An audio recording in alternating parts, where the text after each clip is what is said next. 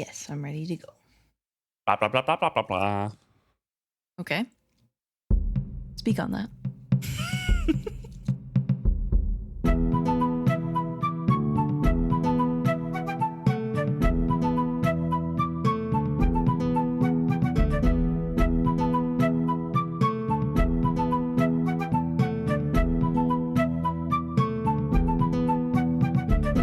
Welcome back to another episode of Is Fitz Happy? I'm Luke, And I'm Emma. and we're discussing Chapter 14 of Ship of Destiny, Divvytown, today. And we're with Brashen and Althea. Yes, they have made it to Divvytown, as the title suggests. Or they will be making it to Divvytown, I guess. Yeah, Spoilers. they're kind of posted outside a branching of rivers right now, maybe a delta area, and they don't quite know which way to go. Brashen's trying to rack his memory. He's looking at the map that he drew the last time that he was there on Spring Eve, and it is foggy and it is nighttime, and they're just trying to study to make sure they know which one to go down, which branch of the river. Right. And the reason he can't figure it out is because, as he says, it all looks different now. It's not just the fogs, but the water levels, the foliage, the beach lines. Everything is different from how I remember it. Althea says that they could lie in wait just to see if another ship comes past, and he shakes his head. I don't want to be challenged or boarded.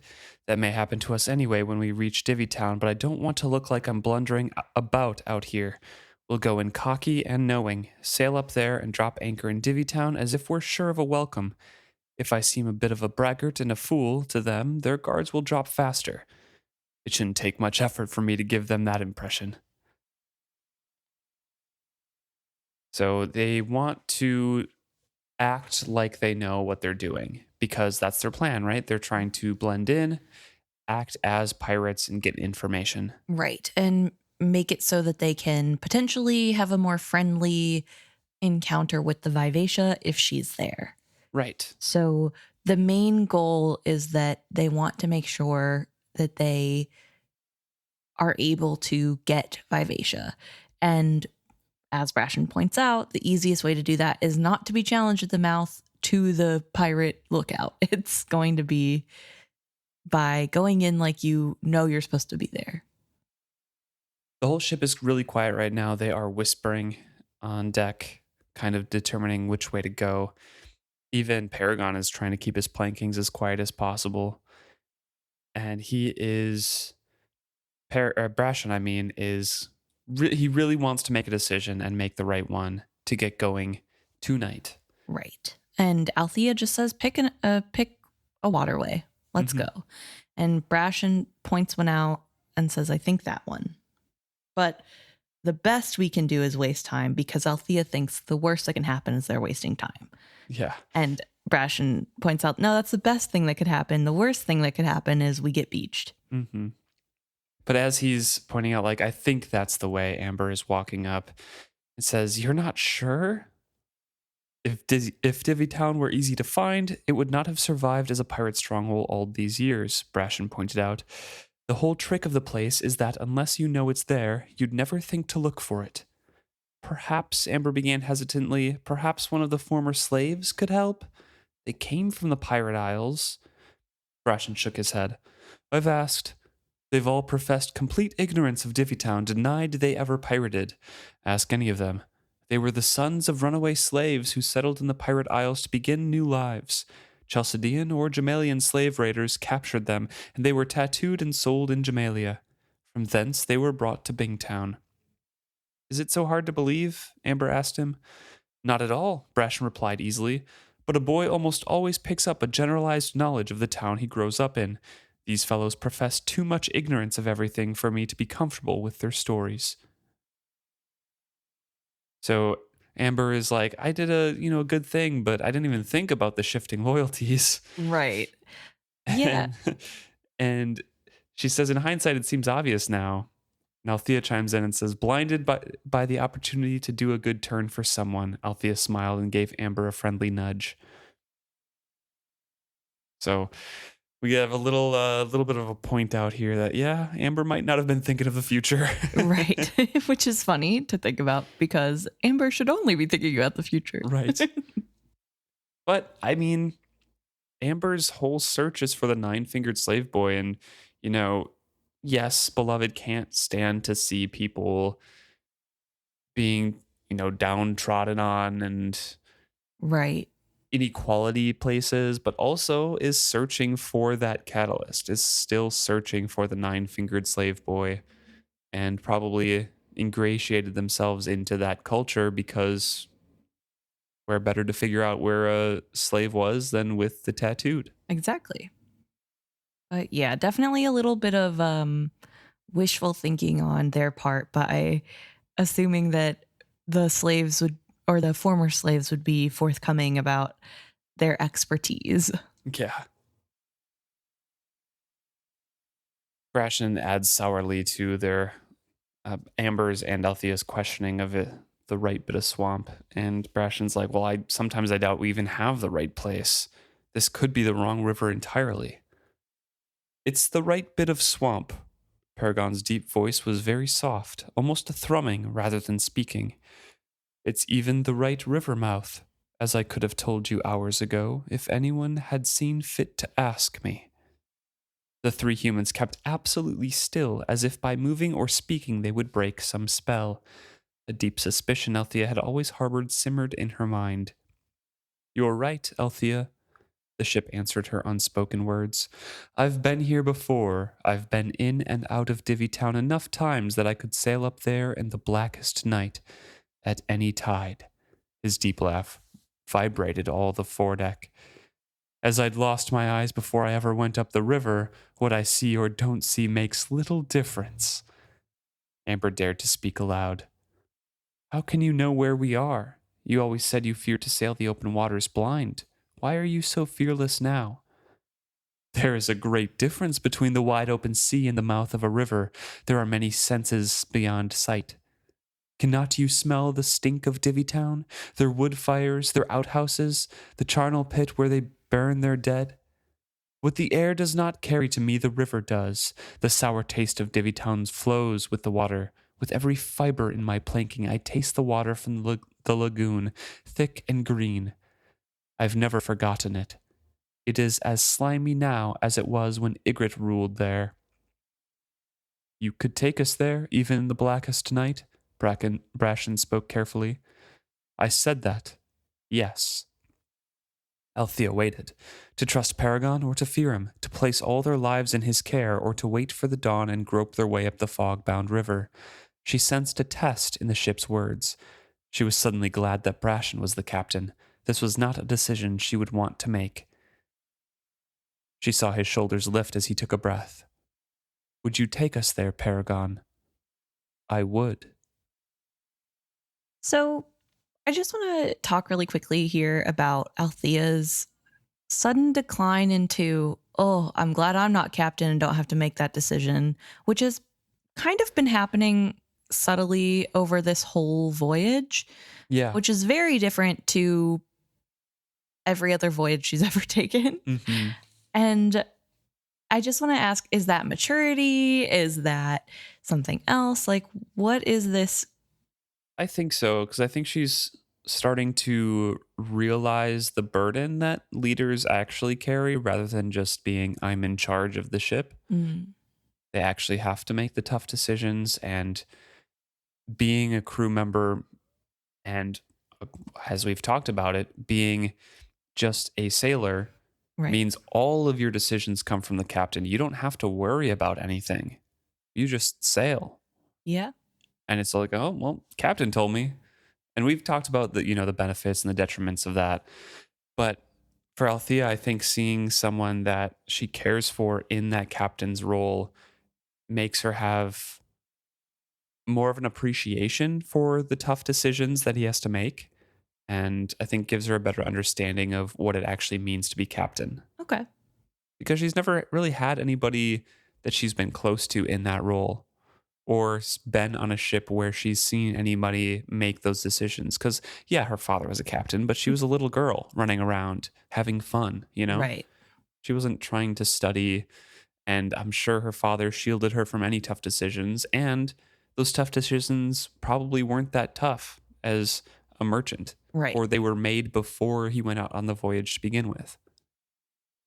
Yeah, that's a good point. I like that. So they work at night, and they are sailing up the river, and it's still dark, and Lavoy comes stomping out on deck. It's like, it's not my watch, but like, we're sailing at night. You are a danger to us all. Like, why are we doing this? Yeah, really questioning captain's orders. Mm-hmm. It also is mentioned that, because I think we're in Paragon's point of view Yeah. at the moment, Paragon has kind of, I guess, turned a little bit on Lavoy. Maybe not turned, but It's his typical paranoia, yeah. switches back and forth. The last chapter, he had something like that too. Yeah, where he was starting to be like, Lavoy didn't try to talk to me, but he's just like Brash, and he gave in to Brashen's orders. right. So he obviously thinks it's fine. Yeah.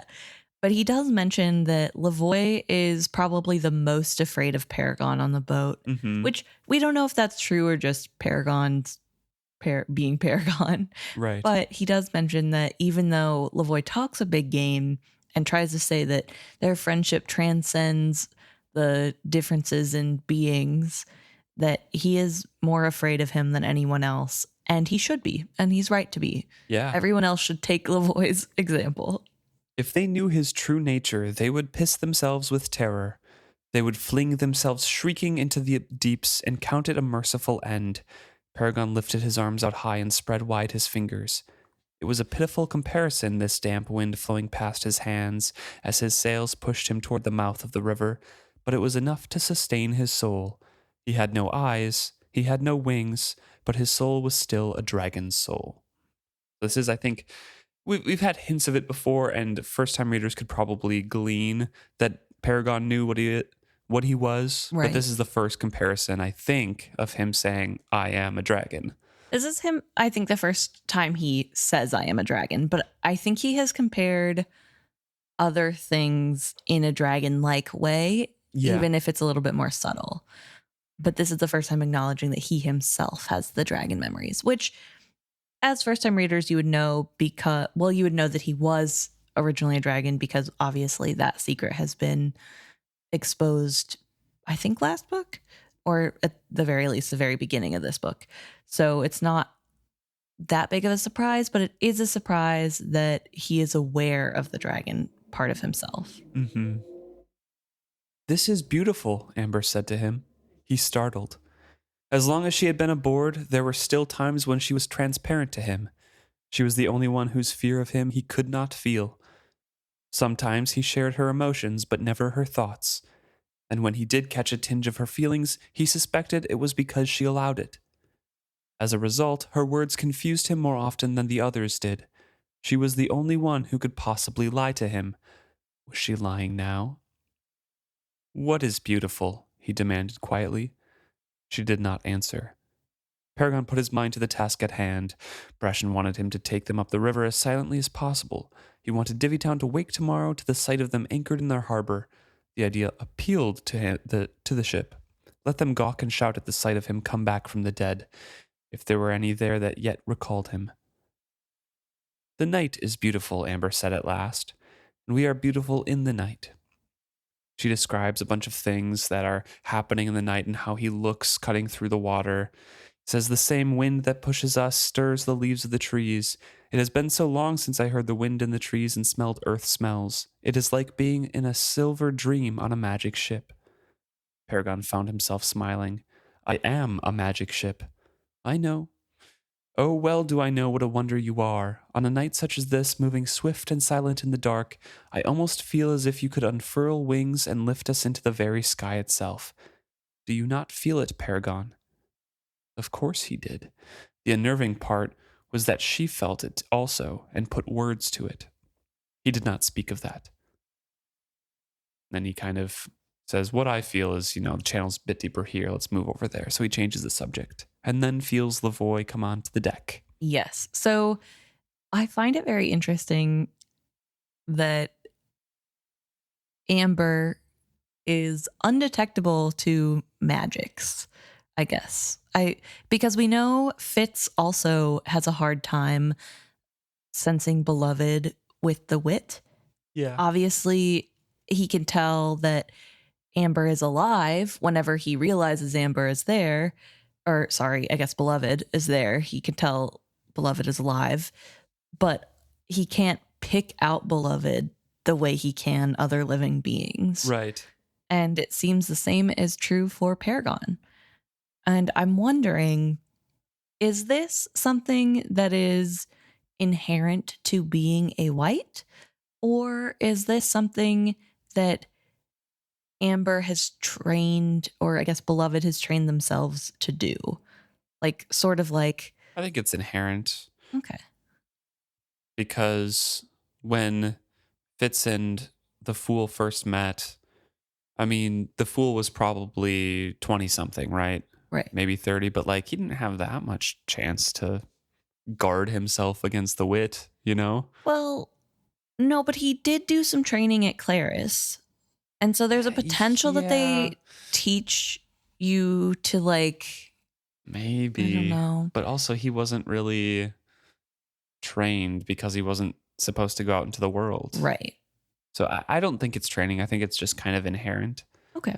They're different than humans. They're a different race. Yeah. So I feel as if dragons and humans grew to have that symbiotic relationship. Okay. But whites were not around anymore. So they were just separate. They're not part of that. Interesting. I don't know.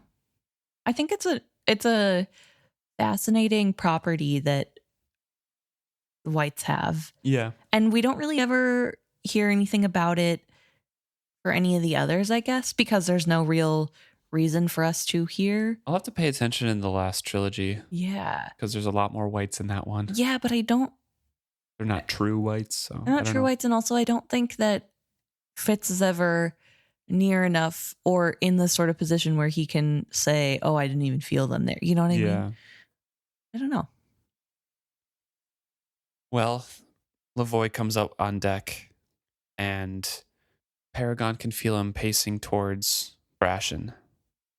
There was anger in his stride and aggression. Would it be tonight? Paragon wondered and felt a tightening of excitement. Perhaps tonight the two males would challenge one another, would circle and then strike, exchanging blows until one of them was prostrate and bleeding. He strained to hear what Lavoy would say.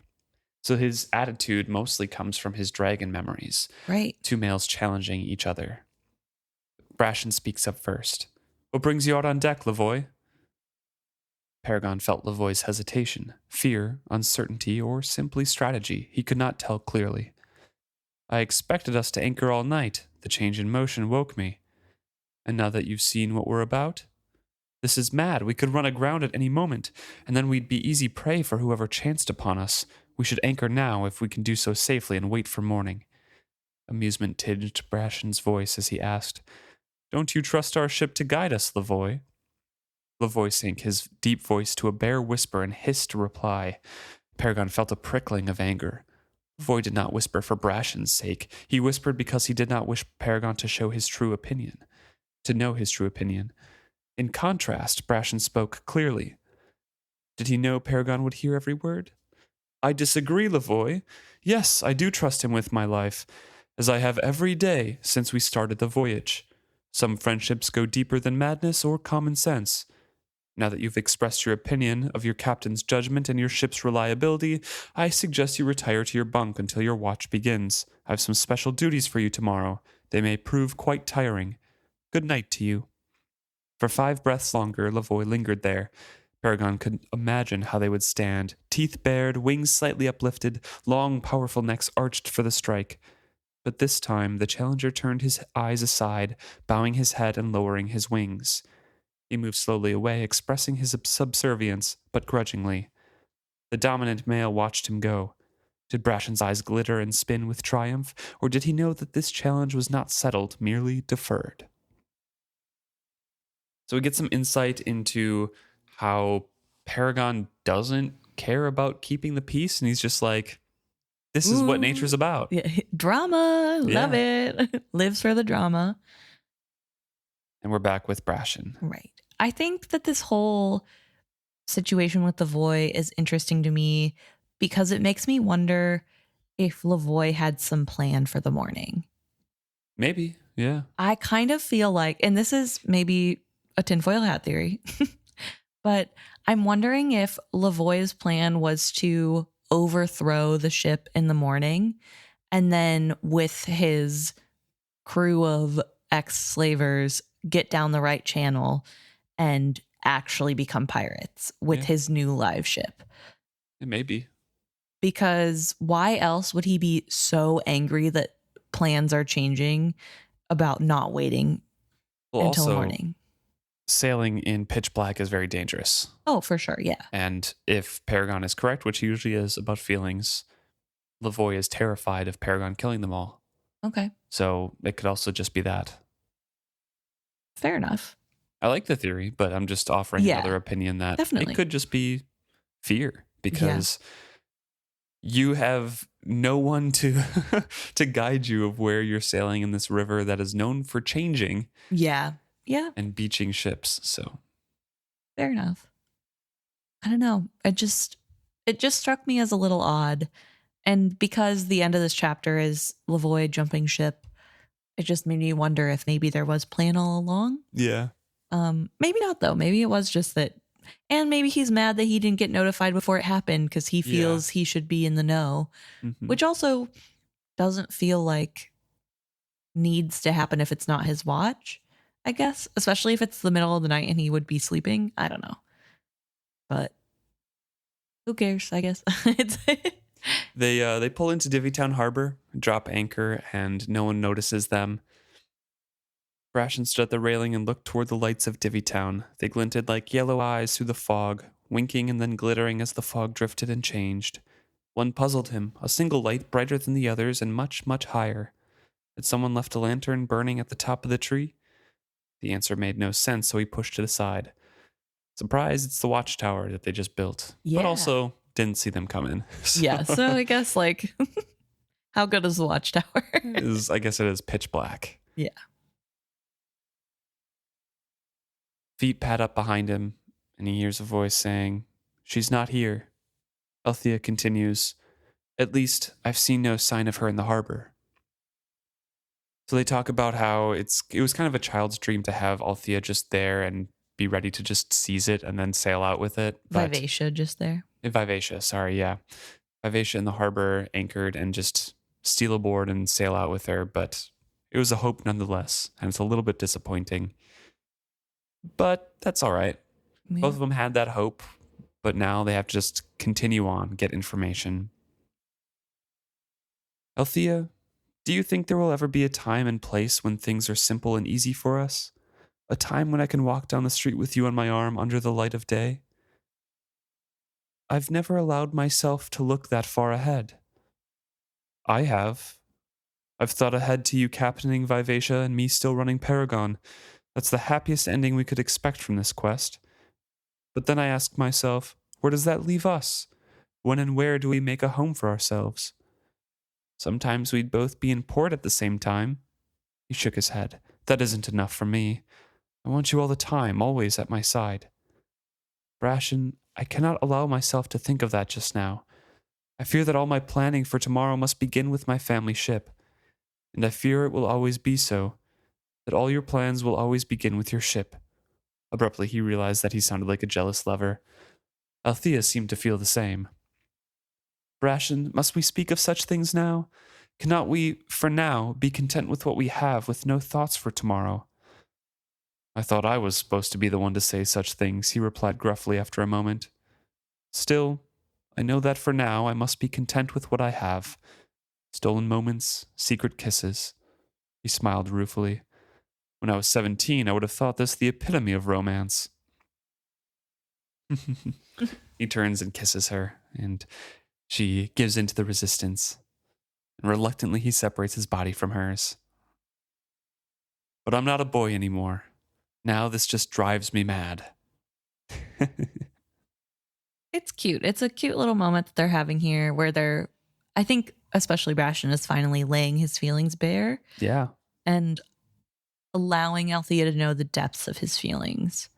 I want more than this, Althea. I don't want suspense and quarrels and jealousy. I don't want sneaking about and concealing what I feel. I want the comfort of knowing you are mine and taking pride in everyone else recognizing that as well. I want you in my bed beside me every night and across the table from me in the morning. I want to know that years from now, if I stand at another deck somewhere on another night, you will still be beside me. She turned to look up at him incredulously, switching over to Althea's point of view. She could barely pick out his features. Was he teasing her? His voice had sounded serious. Brashen Trell, are you proposing marriage to me? No, he said hastily.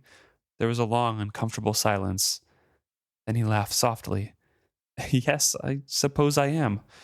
Marriage, or something very like it. You never cease to surprise me, she observed shakily. I don't have an answer for you. His voice also shook, though she knew he tried for levity.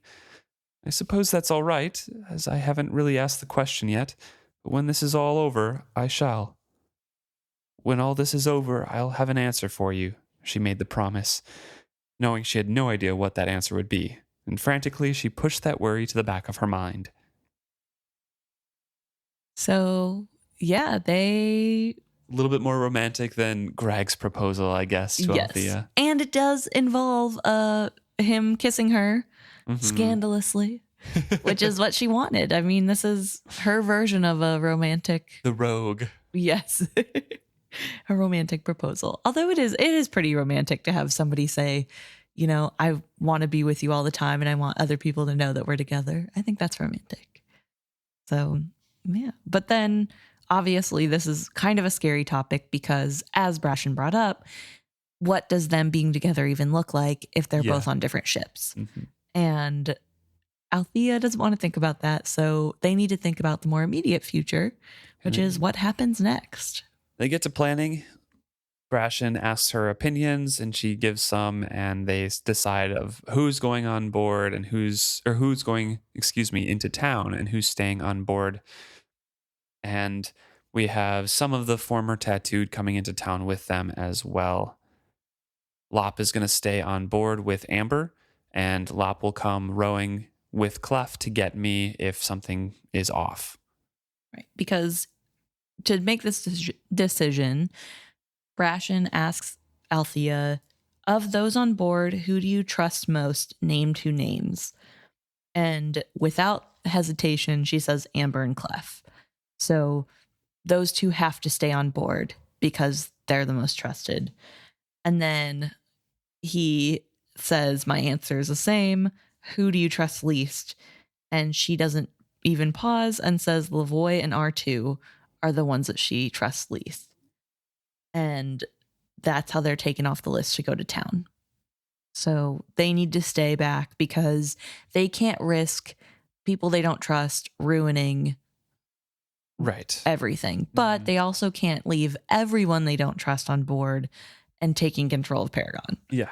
It's a really delicate balance. He replies to Althea that he's just planning for troubles. He's not expecting anything yet. She asks what he's going to do about Lavoy, and he's like, well, let him make the first move, and I'll see what's left over at the end. Then dawn comes, and they move into their plan. He sees like a small gig rowing out to them, and he wants to get going. So he gets into a boat, gets everything planned. He divvies out his commands to Lavoy, who's supposed to scrub out everything, air out everything. They're in harbor, like things across month-long journey on a small ship are going to get stinky and dirty and everything. Just clean up everything on deck. You're in charge there. Me, the second mate, and some of these people are going into town to ask questions. Right. So he wants to get into town and make the first move. As he said to Althea earlier, he wants to seem confident and a bit of a braggart. Right. He wants to get the upper hand on these conversations rather than have them from the town come out to meet him. He wants to meet them halfway, that sort of thing.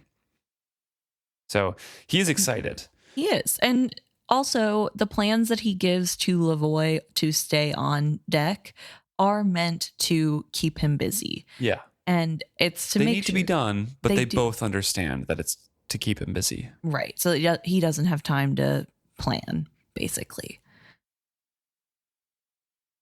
To Amber and Paragon, he had given his most difficult commands. The ship was to keep still and silent, to pretend he was an ordinary wooden vessel. Amber was to help him in this ruse however she could. He trusted her to pick up the meaning between his words, let nothing upset the ship, allow no one to provoke him. He also tells Lavoy that Amber has special orders and to give Clef and Amber leave of the other boat to get to town because of their special orders. So he sets that up so that they can come get him if something happens. Mm-hmm. But it's, precarious, I guess, because he has to trust that Lavoy's going to listen to that command. Right. So Brashen is glancing back at his ship as he's heading to town in the small boat. The figurehead, silent and stoic, had his arms crossed on his chest. Amber leaned on the railing behind him. She lifted a hand in farewell, and Brashen nodded curtly. He looked at the rowing crew.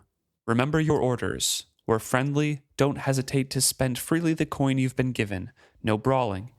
I don't want anyone getting so drunk that he can't guard his tongue.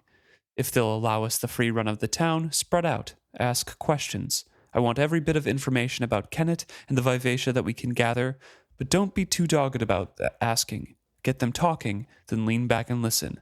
Curious, not nosy. We'll meet back at the docks at nightfall. So they ship their oars as the other boat is coming towards them, and Brashen is the one to make the first move. Calls out. Right, because again, he's trying to look confident, like a braggart, like he's meant to be here. Mm-hmm. And yeah, I mean, it's a pretty good plan, all things considered. Yeah. Going in, trying to get information. They have to gain trust. They're an unknown ship at a pirate stronghold. Yes. And they did come in the dead of night. Yeah. Which is part of the problem that the people coming to meet them is having. State your business here. My business in Divvytown? Divvytown has but one business, and I'll wager that mine is the same as yours, old man. My name is Brashen Trell, and before I state anything else, I'll know to whom I'm stating it. He grinned at him easily. Jack lolled at her oars, smiling broadly. Althea's smile looked a bit more forced, while the others were apparently uninterested in the proceedings. The oldster took himself very seriously. I'm Maystar Krupp, and I'm the harbor master. Captain Kennet himself appointed me, and I got the right to ask any what come here what they're about. Kennet? Brashen sat up straight. That's the name, sir. The name that brings me here. I've been here before, you know. Aboard the Spring Eve, though that was a brief visit, and I'll fault no one if they don't remember me. But the tales I heard then of Captain Kennet are what have brought me back now, me and my good ship and crew. We'd like to throw in our lot with his, so to speak. Think you that he'd see us today? He might, if he were here, which he's not. If you know about Kennet, how is it you don't know he has a live ship? You don't see no live ship in our harbor just now, do you? I had heard Kennet was a man of many ships. Moreover, I'd heard the first mistake any man could make about him was to assume anything about him. Sly as a fox he is, that is what is said, and keen as an eagle's eye. But this is a chill and uncomfortable place to discuss such things. Divvytown has changed more than a bit since the last time I saw it, but surely it still has a tavern where men can talk at ease. It does, when we decide a man is welcome in Divvytown. So Brashen is still saying, like, well, perhaps that we can discuss that over brandy then, if I'm welcome in town. I got some coins to spend. My folks do too here. Brashen's smile is stiffening as he's waiting for an answer. And the guy finally is like, we can talk in a tavern, I suppose. But your crew will stay with us there, and those in the ship will stay there for the time being. We don't take kindly to strangers here in Divvytown, not from ships that sneak in during the dark of night. Right. So they're let in, at least. They're at least let in. And I kind of feel like it was a good decision to come in the dead of night. Mm-hmm. It gives less time to prepare for the people on the watchtower looking for people, but also it gives less time to prepare for all the people. They don't really know what to suspect. And so then having Brashen act the way he does gets more people curious about them too. Yeah. More people might be willing to come and talk to them. Exactly. I do also just want to make the comment that it's really funny that this guy's like, do you see a live ship in the harbor? And there is one. It's Paragon, but they obviously don't know that. And it also made me think about how didn't Igrot have Paragon pretend to be a normal ship as well? Yep. So, but I think it was an open secret that it had a live ship. Okay. But yeah, so I found that really interesting that Brashen is asking of Paragon to do what he did before. Yeah. And like without even knowing. And of course, Paragon's not going to give away any of that information, but it's really interesting to have the parallels there, especially because the end of this chapter has Paragon kind of fighting with the past and the present and remembering where he's at and what he's doing, I guess, in a way. Mm-hmm. So I don't know. I just found that really interesting. They reach the dock, and by that time, a half a dozen curious onlookers are there, peppering Maystar with questions, and Brashen shifted all attention to himself when he proclaimed, "Gentlemen, won't someone guide us to the tavern?" He beamed at the gathering crowd. From the corner of one eye, he noticed Jack's smiling appraisal of the men. The grin she was getting in response could not hurt his cause. As his crew joined him on the dock, the onlookers relaxed. These were not raiders, but honest freebooters like themselves. So, Brashen is watching Jack. Jack's right. Yes, completely. The tavern's this way, Maystar told him grumpily. Perhaps he was jealous of his importance. Brashen immediately targeted him. "Please, lead on," he told Maystar. And as they trailed him, Brashen noticed that their following had already diminished. That suited him well. He wanted to gather information, not enthrall the whole town. He noted that Althea had positioned herself to his left and one step behind him. It was good to know someone was there with a ready knife if the Divvytown folk did decide to turn on him. Cypros and Kurt were right behind him. Harg and Kittle, the two tattooed ones that Althea had chosen, followed them. Jack had dropped back to the end of their group, and they had already struck up a conversation with a handsome young man. He caught a word or two. She was asking him if he thought they'd be given the run of town, and if so, what entertainment he recommended for a lonely sailor on her first night in port. Brashen gripped his smile with his teeth. Well, he'd asked her to be friendly and gather information. Once again, eyes classic for Jack. Yeah, and classic Jack. I love Jack so much. So they get to the tavern here, and we're back in Althea's point of view. She's looking around. She notices that the building is fairly new, although the insides are already getting stained with soot and smoke. Brashen led them towards the hearth end of the open chamber, and she's thinking that he's doing pretty good. He might just dance through the deception without missing a step. He clapped a friendly hand on Maystar's shoulder as they seated themselves at the table, and before he could say a word, bellowed out an order for brandy for the harbor master and himself, and ale all around for his crew. A bottle was swiftly brought and opened, and 2 clay noggins set out. As the tavern boy began to load a tray with foaming mugs, Brashen turned to Maystar. "Well, much has changed in Divvytown. New buildings and a welcoming party for my ship are the least of it. I've never seen the harbor so deserted. Tell me, what has befallen the place since I was last here?" For an instant, the old man looked puzzled. Althea wondered if he even remembered that he was supposed to be the one asking questions. But Brashen had pegged the garrulous nature well. He probably didn't often get the chance to hold forth as an expert for so long. Brashen became the most attentive and flattering of audiences as Maystar told in lurid detail of the slavers' raid that had changed forever not just the layout, but the very nature of Divvytown. He spoke on at great length, and Althea began to grasp that this Kennett was no ordinary pirate. Maystar spoke of him with admiration and pride. Others added their own stories of things Kennett had said or done or caused to be done. One of the speakers was a man of obvious learning. The tattoo on his cheek wrinkled as he scowlingly recounted his days below deck in a slave ship before Kennett had freed him. They spoke of the man as if they were telling hero tales, Althea realized uneasily.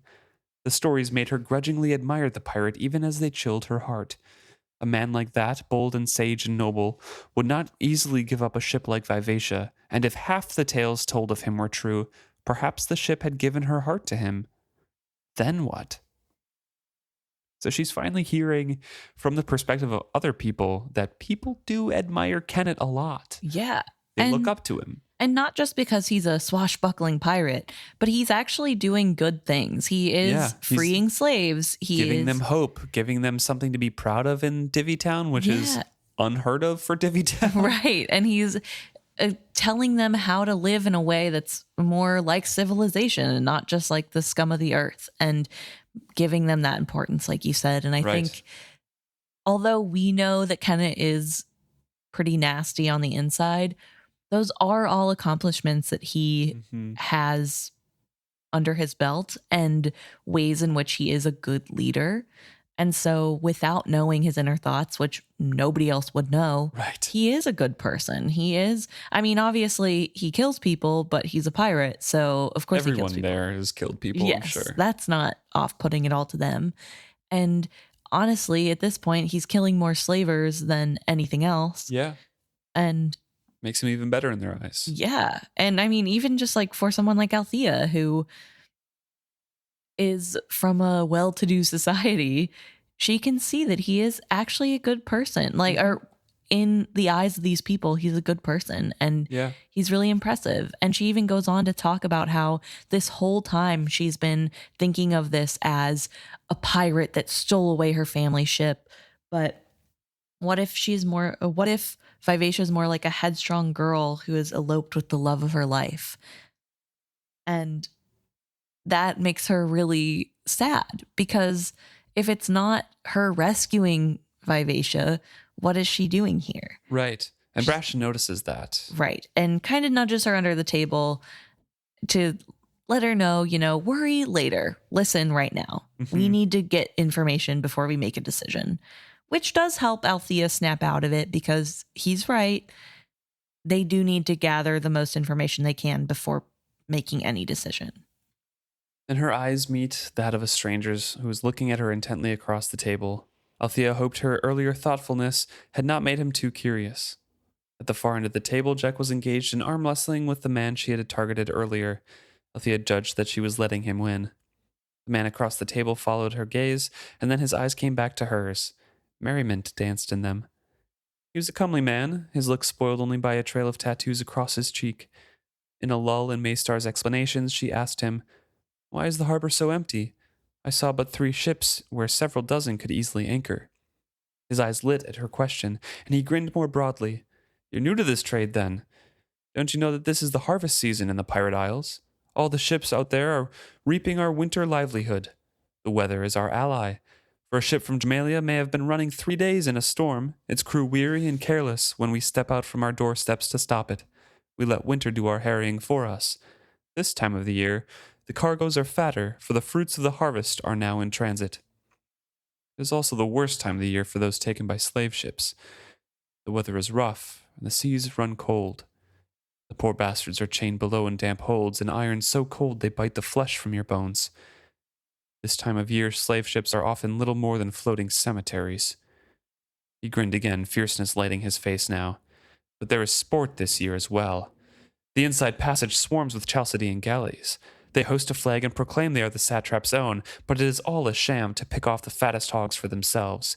They think themselves so sly. Captain Brigg, Kenneth's own man, has taught us the game of it. Let the galleys prey and fight and glut themselves with wealth. When their ships ride heavy, the harvest is ripe for gathering. We go in, and in one battle we harvest the cream of many ships they have taken."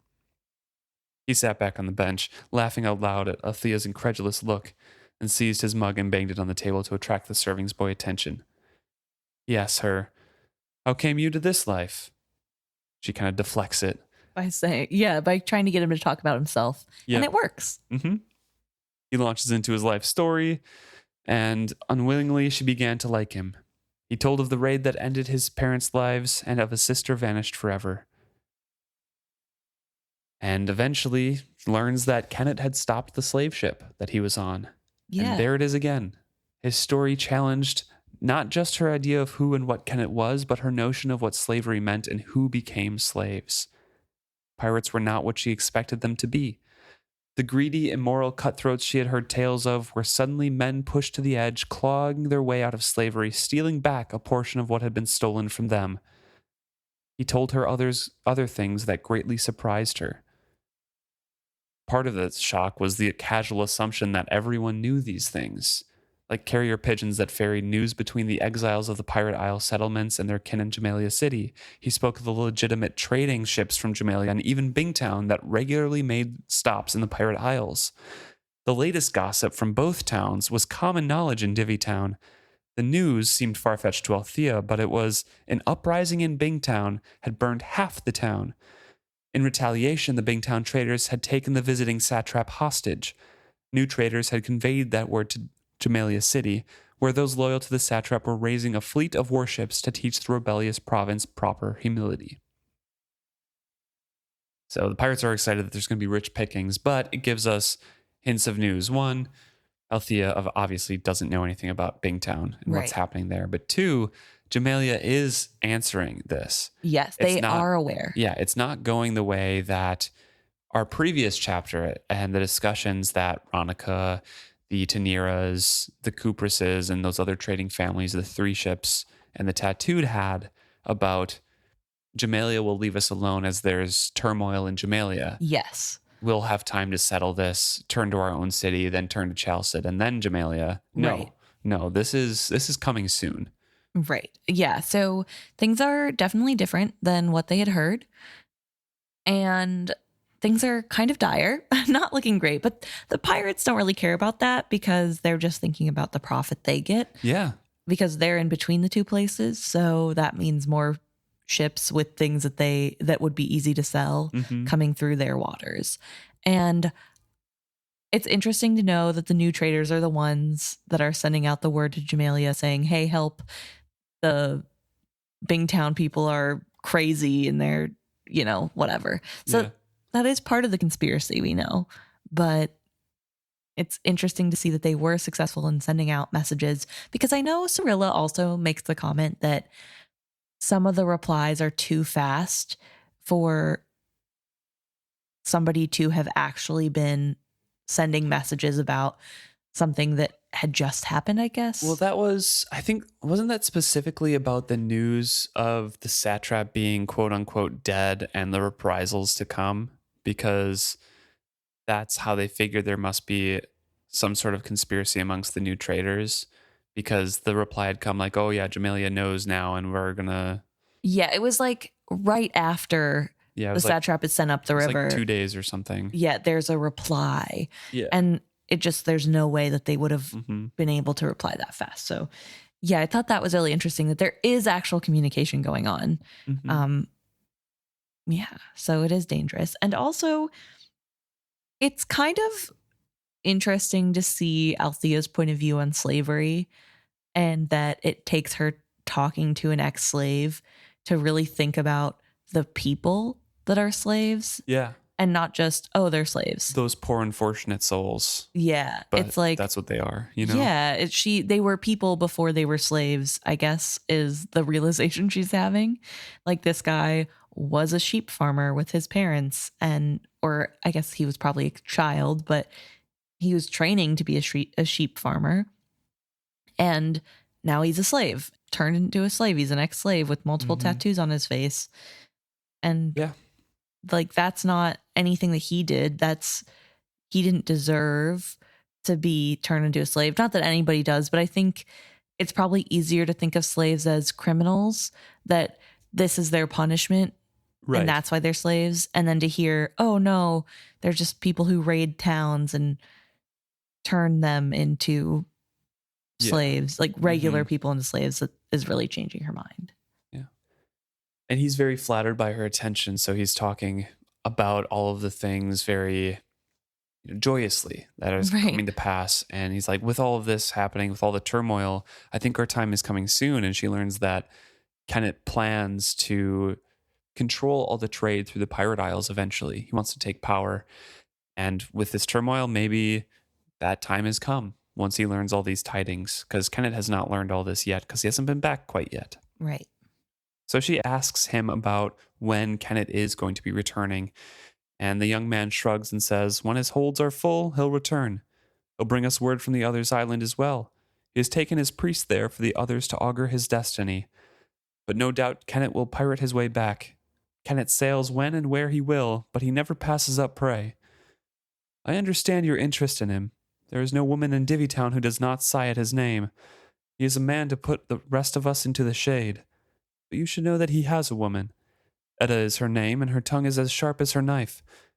Some say that in Etta, Kenneth has found the missing half of his soul.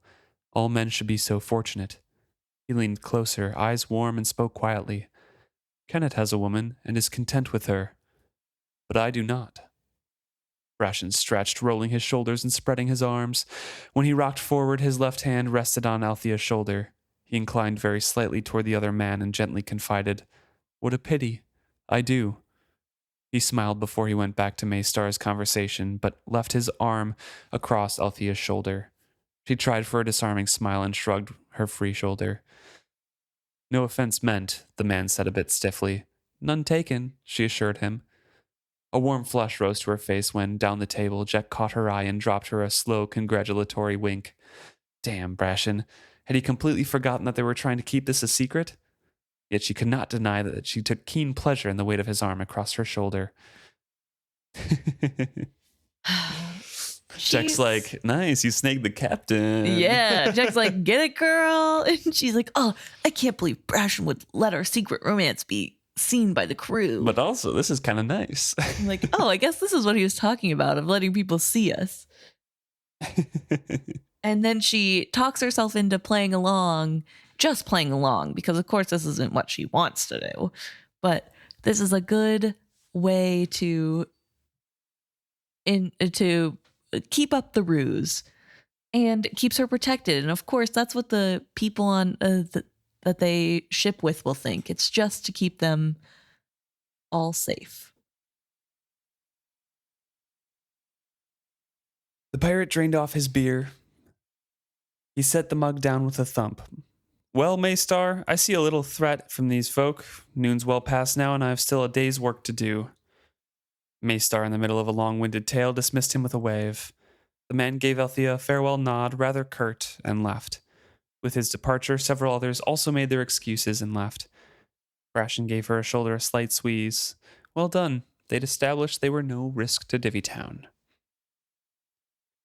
So Maystar is still, has a captive audience in Brashen, and he's still waxing large. Right. About all these stories. And Brashen smartly allows him to finish the story before saying, right. I could listen to you all day. It's a pleasure to hear a man who can properly spin a yarn. Unfortunately, that won't fill my water barrels. Basically, I got some chores to do. Yeah. This is great, but, I got to wander around, do a little bit of things on my own. Brashen was not rid of Maystar that easily. The harbor master told him where to take on water, but then went on to discuss at great length the relative merits of the two butchers in Divvytown. Brashen interrupted the man briefly to put Jack in charge of the others and scatter them to some chores, because Brashen knew that he wasn't going to get away. Yes. He gives them some orders, be back by the docks at nightfall, the second's coming with me. And a boy came running to tell Maystar that his pigs were loose again, and the old man hurried off, and Brashen was finally free. Yes. And of course, Jack, as she's in charge of making sure the casks are filled and the food is bought, turns to the boy, or I guess the man she's been arm wrestling with, and says, care to show me where we can fill our ship's casks? She asked the man she'd been talking with, and he agreed readily. Without further ado, the crew dispersed. So I found that really funny that Jack's like, hey, cutie, show me where the water is. Show me around town. So it leaves Brashen and Althea by themselves, and they are out walking arm in arm. Right. And Althea is loving Divvytown. Yeah. She says that this is what she imagined that Bingtown was like when it first started, because she sees a lot of these new buildings being built. There's commerce in the air. There's people of all walks of life walking around, and nobody's looking at her weirdly for being a woman in pants or whatever. Divvytown was a prosperous, lively trade port. Folk everywhere thanked Kenneth for that. And they're walking through, and she noticed a lot of people have the tattoos. Not just face tattoos, but other tattoos with other designs as well. And Brashen explains to her, it's a declaration. Many bear tattoos they cannot erase, so they obscure them with others. They dim the past with a brighter future. Odd, she muttered quietly. No, he asserted. She turned in surprise at the vehemence in his voice. More quietly, he went on. I understand the impulse. You don't know how I've fought, Althea, to try to make folks see the man I am instead of the wild boy I was. If 1,000 needle pricks in my face would obscure my past, I'd endure it. Divvytown is a part of your past. And so he explains that as a young boy, he was taken on by a pirate ship on the merchant vessel he was on, and it was basically sail with them or die, so he became pirate for a few voyages. No apologies for that. None are needed, she replied. The rain on his face, the drops glistening in his hair, his dark eyes, and the simple nearness of him suddenly overwhelmed her. Something of her rush of emotion must have shown on her face, for his eyes widened. Heedless of who might see, she seized his wet hand. I can't explain it, she laughed up at him. For an instant, just looking at him was all she needed in the world. He squeezed her hand. Come on, let's buy some stuff and talk to people. We do have a reason to be here. Yeah, this is where she wishes that they didn't have a reason. Right. That And Bingtown must have been like this. yeah. I wish I could kick over every responsibility to my name and just be a pirate. Be careful what you wish for, he grins at her. So before we go further, I just want to quick back up to talk about how this is the first time that Brashen has admitted that he was a pirate for a little bit and told the story of what happened to him as a kid. And I think this is one of the things that Brashen has been really worried about people finding out, and just like the fear of what if they know about him. And it must have been such a weight off his shoulders for Althea just to go like, yeah, no apologies needed. That's what happens sometimes. Yeah, like that sounds like a tough thing. Sorry. But it doesn't change my view of you, you know? And I think that's really big that they get to have that moment. And I don't know. And Althea doesn't care. She isn't like, oh, my whole worldview has changed. But it is a little funny for her to not understand the want to forget your past when she's talking to Brashen Trell. Yeah. And it does make me sad because Brashen has a point. Like, he's, I don't know, mid to late 20s, and he is still being judged in his hometown for what he did when he was 12 to 14. And that's really sad to think about. Like, obviously, he was like gambling and doing drugs at 12 to 14, which is not great. But I mean, he is a different person, you know, he has turned a leaf. He is trying to be better, and he's not really given that opportunity in Bingtown. Like, people still judge him for what happened in his youth, and that's really disappointing. And I feel bad for Brashen that he has to deal with that. Mm-hmm. Now they're walking around Divvytown here, and he impulsively buys her a brightly covered scarf and some earrings that are, you know, have bright colored beads on them to go with it. So that she can look the part, obviously. Yes. They go through town and eventually, like, they share a little kiss looking in mirrors and stuff. And they're just wandering through having a little date, you know? And getting to, you know, act like they're together, which they are, but getting to do it in public. And that's new for Althea and Brashen probably, and also just a nice feeling for the two of them. But they also remember why they're there, and they do gather information at every place that they stop at. Like legends, each teller added personal embellishments to their stories of Kennet. His boy priest had cut off his mangled leg, and Kennet had endured it without making a sound. No, he had laughed aloud in the face of his pain, and bedded his woman scarce an hour later. No, it was the boy's doing. The Pirate King's prophet had prayed, and Sa himself had healed Kennet's stump.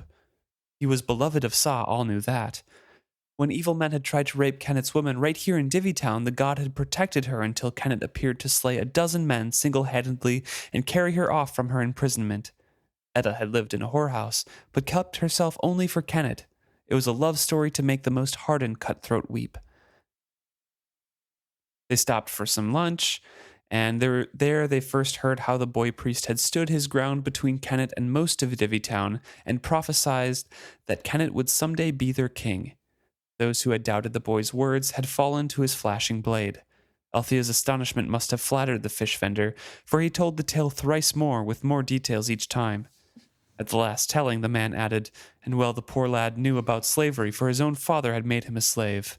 Yes, and tattooed his own ship's likeness onto the boy's face. I've heard it said that when Kenneth freed the live ship and the boy, he won both their hearts at once. Althea found herself speechless. Wintro? Kyle had done that to Wintro, his own son, her nephew?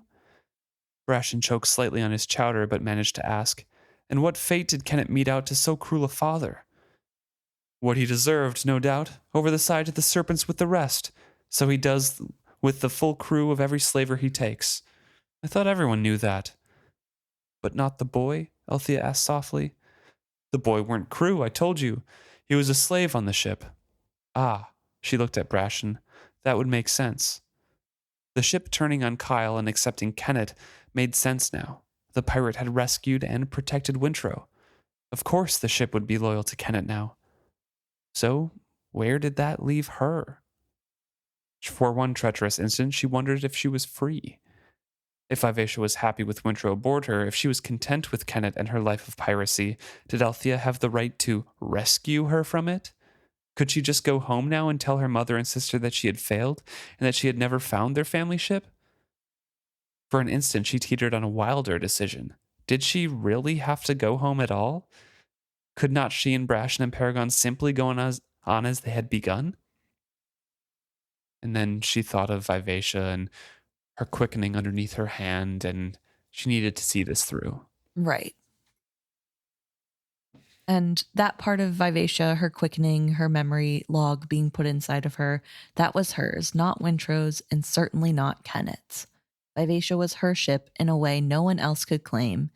If the earlier gossip she had heard was true at all, if Bingtown were in some sort of upheaval, then her family needed their live ship more than ever. Althea would reclaim her. The ship would learn to love her again. Wintro would be reunited with his family. She found she blamed Kyle more than Kenneth for the deaths of the Vivacia's crewmen. Loyalty to her family had kept those men aboard Vivacia. Kyle's betrayal of her father's ethics had killed them. She could not mourn Kyle at all. He had caused her and her family too much pain. The only sympathy she felt was for Keffria. Better she mourn her husband's death, Althea thought grimly, than to mourn a long life with him. But yeah, this is the first moment where the boy priest is revealed to Althea and Brashen as being Wintro. I think she knew that beforehand because she was only surprised by saying Wintro as the fish vendor told the story that he had been branded as a slave too. I thought, okay, so when I read it, I guess I just assumed this was her finally realizing maybe it is the priest boy or his priest is Wintro. Maybe it all comes together there, but maybe not. Maybe I don't know. I feel like that part isn't super well written in that it's not clear. Yeah. When she has that realization, because they talk about the boy priest throughout the whole thing. Right. And there's no, and I mean, they are looking, obviously she cares more about Vivacia, but they are supposed to be looking to find out what happened to the crew. And a boy priest isn't common. No. And also, sailing, yeah. She knows that he was at the monastery, right? Yeah. Okay. Just making sure that.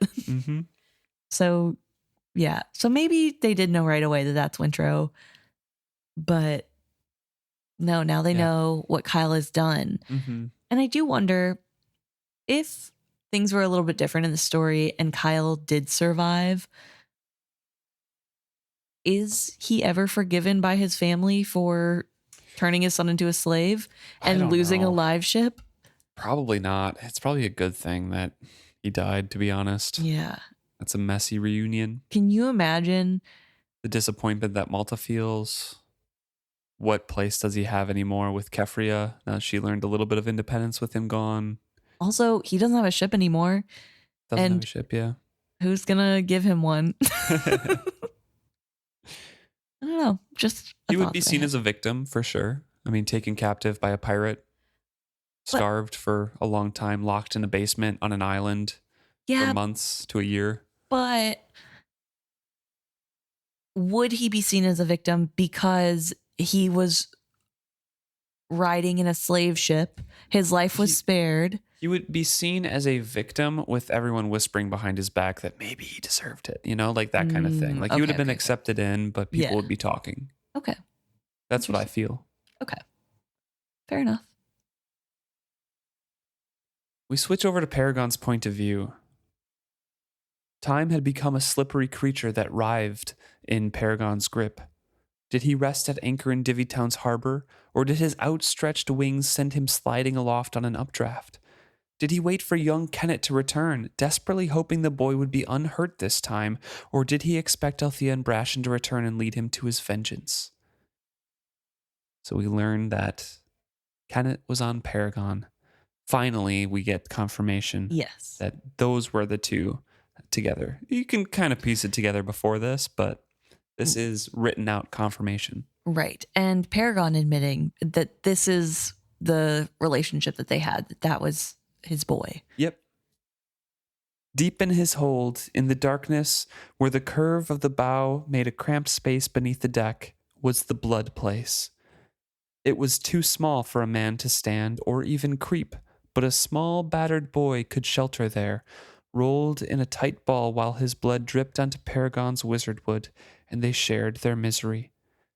There, Kennet could brace himself and snatch briefly at sleep, knowing no one could come upon him unawares. Whenever Igrot began to bellow for him, Paragon would wake him. Quick as a rabbit, he would pop out of his hiding place and present himself, choosing to leave his sanctuary and face Igrot rather than risk the searching crew discovering his refuge. Sometimes Kennet slept there. He would press his small hands against the great wizardwood beams that ran the length of the ship, and Paragon would watch over him while sharing his dreams and his nightmares. During those times, Paragon had discovered his unique ability. He could take away the pain, the nightmares, and even the bad memories. Not completely, of course. To take all the memory away would have left the boy a fool, but he could absorb the pain just as he absorbed the blood from his beatings. He could dim the agony and soften the edges of Kennet's recall. All that he could do for the boy. It demanded that he keep for himself all he took away from Kennet. To Kennet, he left only his icy cold resolve that he would escape, that he would leave it all behind, and that someday his own exploits would forever blot from the memory of the world all trace of Igrot. Someday, Kennet resolved, he would restore all that Igrot had broken and destroyed. He would make it as if the evil old pirate had never been. No one would even recall his name. Everything Igrot had ever dirtied would be hidden away or silenced. Even Kennet's family liveship. That was how it was supposed to have been. So now we see why the depth of Kennet's desire is here, is because all of his other overriding emotions were stripped away from him. Like he was partially forged, and it leaves only that desire, that burning goal of erasing Igrot. So even if he was a normal human being, he would have that goal to erase Igrot. It's not as strong as it is in him now, or it wouldn't have been as strong as it is in him now, because he has no other conflicting emotions to counteract that goal. Right. Yeah, it's really interesting to think about the repercussions of such a tampering with of emotions. Yeah. Obviously, it was done by Paragon to try to help. Like, this isn't a malicious thing being done. And I don't think even Paragon could understand the scope of what it's done or what it would do. Because he's still just his boy, and Paragon doesn't understand that. Like, he's beating himself up in this in the upcoming paragraphs about his failure, his betrayal of his family for failing to carry out the task of drowning himself and ending that part, that memory of Igrot. Yeah, because he has allowed Kennet to keep that goal, and he wants Kennet to achieve that goal. He wants Kennet to be great and amazing and everything Igrot wasn't. Yeah. Yeah, I guess in taking away everything else, it makes sense that Kennet is kind of so single-minded in this task, because he doesn't have anything else. That's the one big emotion he has left that's untouched, I guess. The depth of his failure overwhelmed him. He had betrayed his family. He had betrayed the last true-hearted member of his blood. He had tried to be loyal. He had tried to stay dead. But then the serpents had come, prodding and nosing at him, speaking to him without words, confusing him as to who he was and where his loyalties lie. They had frightened him, and in his fear he had forgotten his promises, forgotten his duty, forgotten everything except his need for his family to comfort and reassure him. He had gone home. So he drifted on the currents and made his way to Bingtown.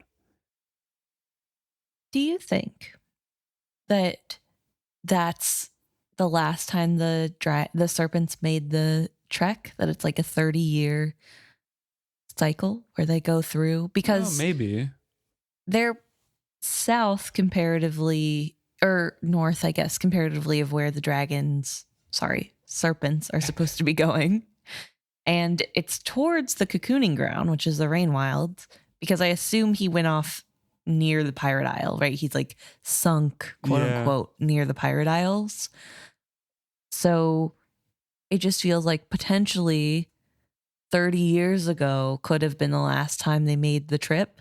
And it would make sense that they would have more memories 30 years ago and could talk with the ships. It's a good guess, and I like it for that cycle length, but we don't know because serpents could have been born in different years. Yeah, and definitely. They could be on different things. I'm assuming that there's, I don't know. It would be weird if they were just born in batches every 30 years or something, Right. And there wouldn't be different stages of generations. But I don't know. So it could definitely be possible. And I mean, I guess these could have been the serpents that Tintaglia finds dead in the water. Like this could be the ones that had enough memory to figure out where to go. Who knows? Yeah. Although why would it have taken 1,000 years to get to that point? But maybe they were just desperate. I don't know. Maybe knowing what happened to Paragon made them desperate enough to go up the river. That's another tinfoil hat. I'm full of those this chapter. Tinfoil hat theories. All that befell him, that was only just punishment for his faithlessness. How could he feel anger with Kennet? Had not Paragon betrayed him first? A deep groan broke loose inside Paragon. He gripped his stillness and silence like a shield. Paragon, what is the matter? He could not tell her. She would not understand, and to speak would only break his promise more thoroughly than it was already broken. He bowed his face into his hands and sobbed, his shoulders shaking and his hands trembling. There, I told you, didn't I? It's him. The voices came from below.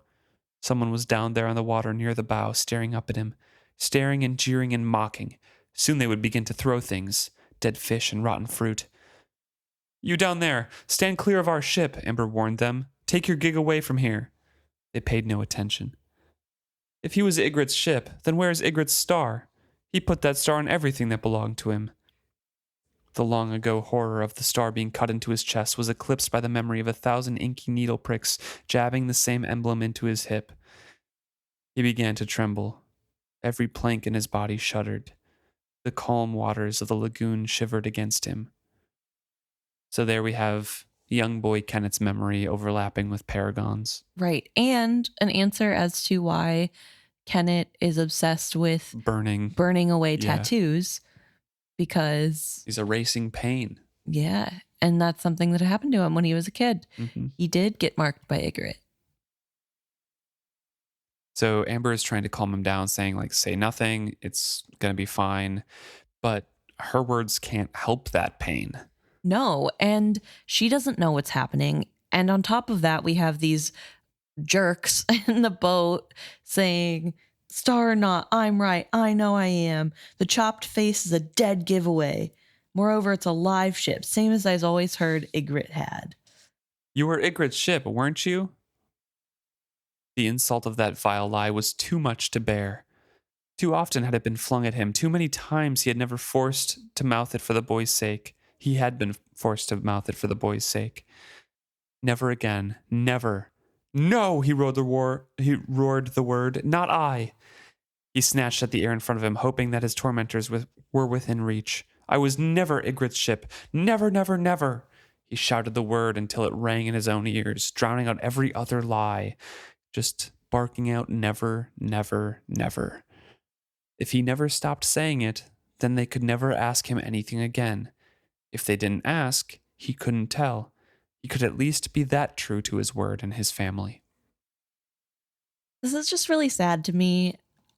I hate that Paragon is going through this. It really does feel like a traumatic experience for Paragon. Oh, yeah. And not just these people saying, "You're Igrot ship, right?" Well, no, that's just bringing up the memories. Yeah, but I think going here, he was so, sure, and he's ready to take revenge on Kenneth for picking a new live ship, and he can't believe Kenneth would do that to him, and he's going to take his new crew into Divvytown. But being there is traumatic. He has to relive all the things that happened when he was there last, and it brings up more freshly the memories of what Igrot did to Kenneth and what was happening back then. And I think that makes him more susceptible to then have this really negative breakdown where people are saying, "You're Igrot ship, right?" And he's freaking out. Yeah. Because if you think about it, this is the first time he's been back to this location since Igrot's death. Yeah. And yeah, that's just a lot crazy. of memories dredged up by being here. And like at the beginning of this section says, time was a slippery serpent that's writhing out of his grip. He doesn't know when he is. Yeah. And there is that confusion with him. And I think, obviously we'll have to wait, but we'll have to see if this is fixed whenever he has his logbooks in him again, if that helps kind of solidify. But we know without the logbooks, he does have trouble with memories and placing how time passes. And so I think that especially is heightening this experience and making it worse. There's no memories to bind him in place at the moment. We switch back over to Althea and Brashen's point of view. We're with Althea, I believe, right? I think so. Kind of hard to tell because they're both over. It's over both of their shoulders, basically. Brashen's arm was across her shoulders. Yeah. And Althea's was about his waist. Mm-hmm. So we're with Althea here, and they've had a lovely day in town. They've learned a little bit more that Kenneth is due back soon. They're on their way back to the ship, but they don't know whether they're going to spend the night at Divvytown or leave now or leave in the morning or even just wait for Kenneth. Yeah. So they're just kind of walking along. They need to go back to the ship to consider all of the things that they've heard. Mm-hmm. And as they walk along, Althea sees couples around them and says, "I wish we were they," Althea observed wistfully. Does it say they for you? Yeah. Oh, it says them for me. Oh, mine says they. I wish we were them. That makes more sense to me. Yeah. Grammatically. But I know British/Australian English has a little bit different of grammar rules than ours does. So maybe that's more grammatically correct to the British. Yeah. Because you have the Australian copy right now. Yeah. Interesting. But Brashen slows and then he pulls her to face him and says, "I could find us a room somewhere." She shakes her head regretfully. The crew is waiting. We told them to be there by nightfall. If we're late, they'll assume something has gone wrong. Let them wait. He bent his head and kissed her hungrily. She made a small, frustrated sound. "Come here," he said gruffly. He stepped off the boardwalk and into the thick dark of the alley and drew her after him. In the deep shadows, he pressed her back up against a wall and kissed her more leisurely. His hands wandered down the back to her hips. With abrupt ease, he lifted her. "Here?" he asked her thickly. She wanted him, but this was too dangerous. "Perhaps if I were wearing a skirt, but I'm not." She gently pushes him away, but she doesn't struggle as they keep kissing. He broke the kiss suddenly, lifting his head like a stag at bay. "What's that?" It was like waking from a dream. "What's what?" She felt dazed. "That shouting. Do you hear it? From the harbor." The faint, repetitive cries came to her ears. She could not make out the word, but with icy certainty she knew the voice. "Paragon." She stuffed her shirt back into her waistband. "Let's go." and they start running towards the boardwalk. No sense in going quietly. Everyone in Divvytown can pretty much hear that shout. Yes. And as they're nearing the docks, they see Clef charging up to meet them. You're needed on the ship. Captain Paragon's gone mad. They clattered out to the docks. Althea saw the crew of the ship's gig waiting for them, as well as Lop. Jack had her knife out. I've got the stuff you bought loaded, but we're missing 2 men, she announced. The 2 former slaves were not there. Althea knew that no amount of waiting would change that. Cast off, she ordered them tersely. Get back to the ship, all of you. We're leaving Divvytown tonight. There was a moment of shock, and Althea cursed herself for a drunken fool. Then Brashen demanded, Didn't you hear the mate's order? Do I have to tell you myself? So they head out to Paragon, and it seemed to take all night to reach the ship. I told you this was insane, Lavoy says.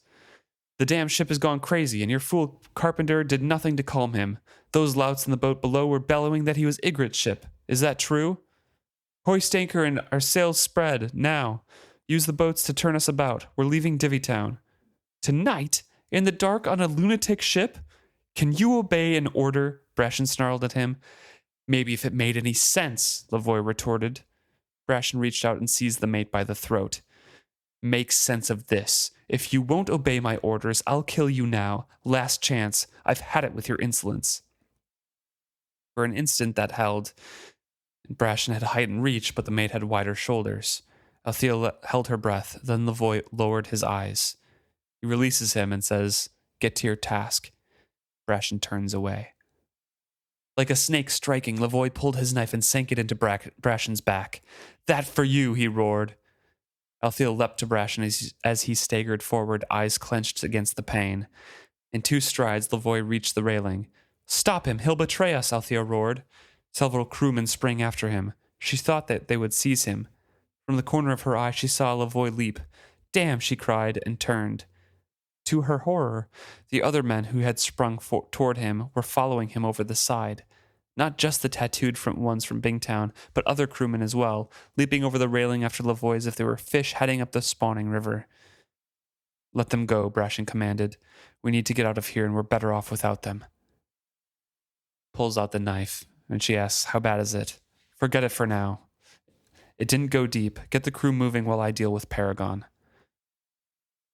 So she begins barking out orders, and Brashen goes up to the foredeck and yells, Ship! Shut your mouth! That's an order! Paragon obeys, and he answers the boat and the commands, and they start sailing out. Yeah, so Paragon willingly takes them back up the river and is going smoothly. I guess he's away from people who will ask questions. Yeah. And is willing to just leave. He gets to stop talking. That's his new order, and that's saving him from answering questions. And exactly.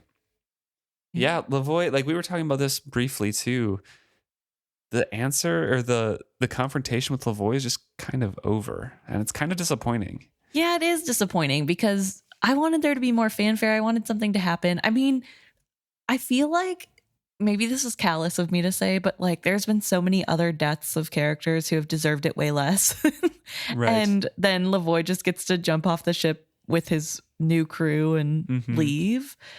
It's kind of frustrating, I guess. Definitely is.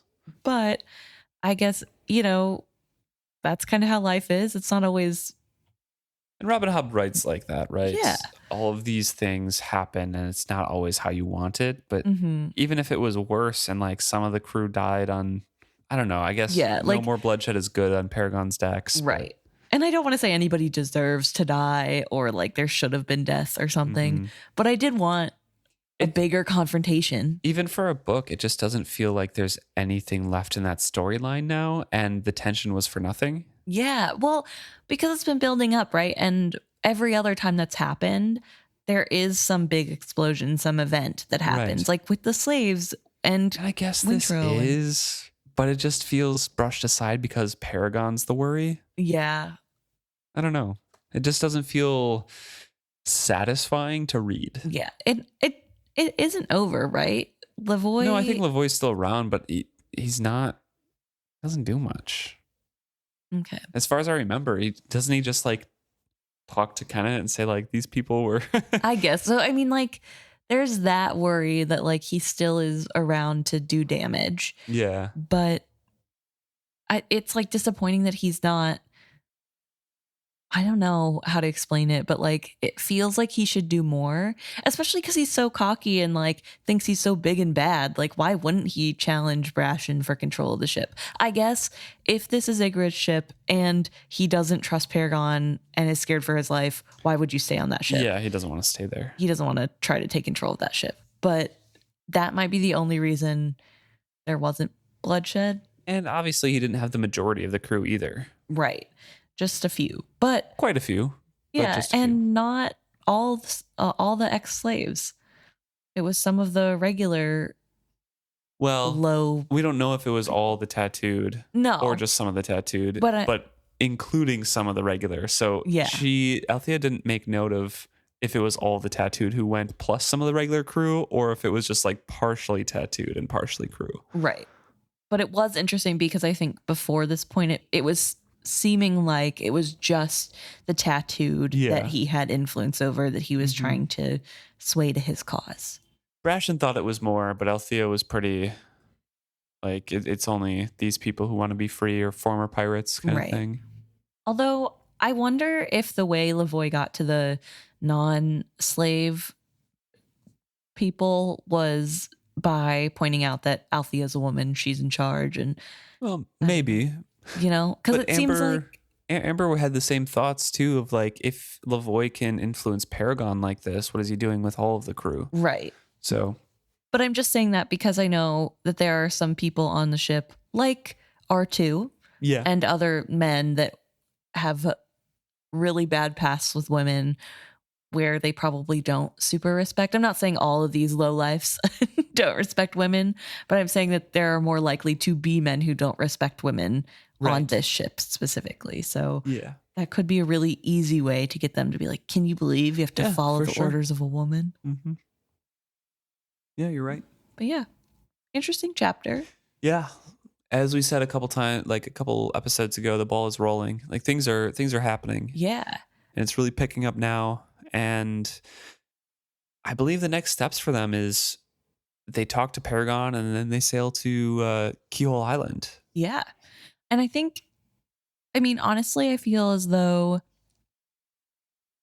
this chapter felt a little bit more like a romance novel chapter than than part of the current book that we're reading. But it was kind of nice to see the relationship between Brashen and Althea taking that next step of open communication. Yes, love that for them. That is very mature. Growth. Well, thank you so much for tuning in this week. If you have thoughts about Brashen and Althea's relationship, or Paragon's past, or his relationship with Kenneth, or Kenneth's forging, or anything like that, please let us know. You can talk to us at isfitshappy@gmail.com, or on any of our social medias, Facebook, Instagram, Twitter, YouTube. We're on Reddit as well. We're at isfitshappy on all of those. Thank you so much. Yeah, we look forward to hearing from you.